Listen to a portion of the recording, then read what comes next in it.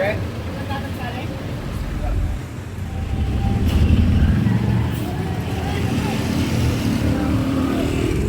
magandang hapon mga tol, at dito pa rin tayo sa may kali ng District 1 Parola, Barangay 20, Zone 2. At tuloy-tuloy pa rin po ang ating anti-clogging operation. At kasama pa rin po natin ang tropa ni Chairman at ang ating grupo ng DPW Highway Division 1 sa pamumuno ng Engineer Bernard Nadonga. Ito po, dalawang grupo pa rin po kami rito, ang grupo ko po at grupo ni Foreman Rodel. At sobrang pasalamat po tayo kay Chairman sa Barangay 20, Zone 2 dito sa may Parola, District 1 ng Tondo, at tayo po yung napagkatiwalaan at nabigyan ng pagkakataon at naging bahagi tayo ng kanilang pagdideclogging operation.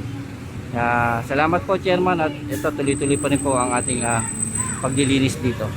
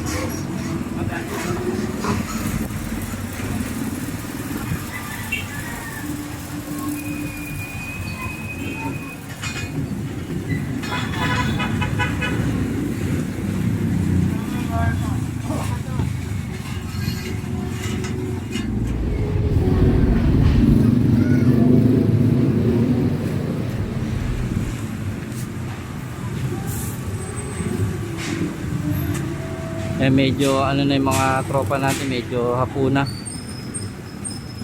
kasi mga tol, medyo nabawasan na yung kanilang energy, pagod na sila.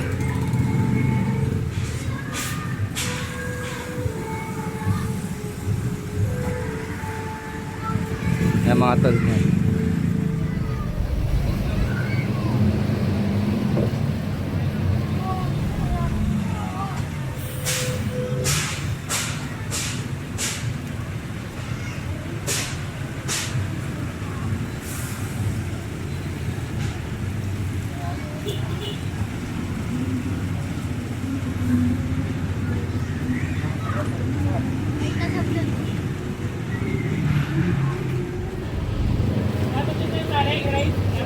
Okay.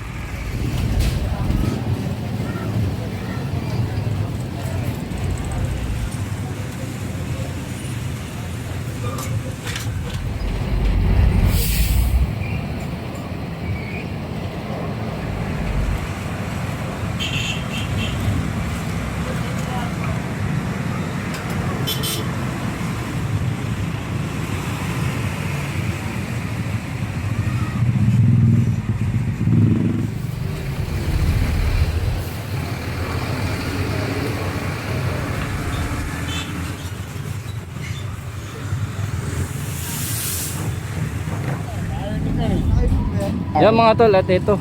At sobrang pasalamat tayo sa pamunuan ni Chairman.